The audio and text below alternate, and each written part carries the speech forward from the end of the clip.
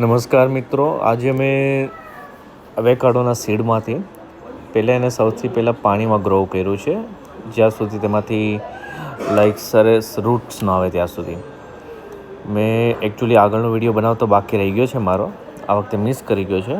સૌથી પહેલાં તમે અવેકાડો સીડને એકદમ ભીના ટિશ્યુમાં લપેટીને રાખો.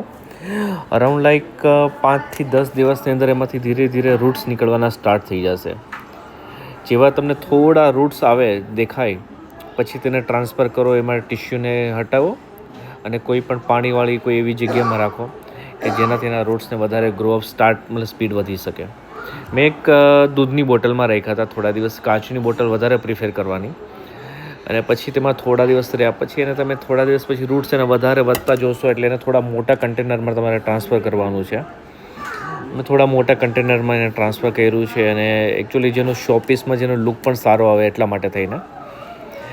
અને જો તમે બહુ સરસ મજાનો એનો લુક પણ આવે છે, અને કોઈ પણ સોઇલની જરૂર નથી સ્ટાર્ટિંગના દિવસોમાં, કે કોઈ શું કહેવાય કે એને બીજા કોઈ ખાદ્યની જરૂર નથી. બરાબર, ખાલી ને ખાલી બસ તમારે અઠવાડિયે પાણી ચેન્જ કરો, 15 દિવસે પાણી ચેન્જ કરો, અને બસ એનો ગ્રો સારો થવા મળશે. એને કોઈ છાંયડાવાળી જગ્યામાં રાખજો ઘરમાં, કંઈ ખૂણામાં સરસ જગ્યાએ, કે જેને સનલાઇટ ડાયરેક્ટ નહીં પણ ઇનડાયરેક્ટલી સનલાઇટ પણ મળતી રહે, અને એને ગ્રો અપ સ્પીડમાં એની મેળે થયા કરશે. એનો સરસ મજાનો ગ્રો અપ થઈ ગયો પછી મેં એને ટ્રાન્સફર કર્યું છે એક માટીના બોઇલમાં. હું ટ્રાન્સફર કરવા જઈ રહ્યો છું અત્યારે. તો તેમાંથી એને રૂટ્સ મેં હટાવી પાણીમાંથી, અને પછી હું એને લઈ જાઉં છું. બસ પછી એને પાણીમાંથી હટાવશું, અને હવે એક સરસ મજાની સોઇલ લેશું, ગાર્ડન કમ્પોઝ લેશું. અને એકચ્યુઅલી મેં તો આ રેડીમેડ ખાદ્ય જ લીધું છે બહારથી, જે રેડીમેડ મળ્યું છે જેમાં કોકોનટ પીટ અને બધું મિક્સ આવે છે, એમાં જ હું નાખું છું અત્યારે.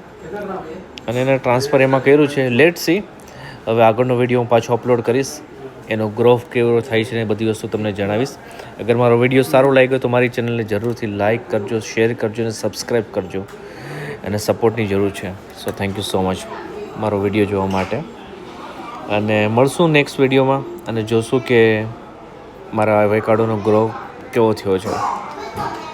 સો તમે જોઈ શકો છો એને વ્યવસ્થિત એના રૂટ્સ મેં દબાવી દીધા છે, કે જેનાથી બસ ને ચારેકોર માટી પણ ફેરવી દીધી છે. હવે 2-4 દિવસે એને પાણી દેતા રહીશું, કે જેનાથી એની માટી સૂકી ના થઈ જાય. અને થેન્ક યુ સો મચ મારો વિડીયો જોવા માટે, અને બસ સી યુ નેક્સ્ટ.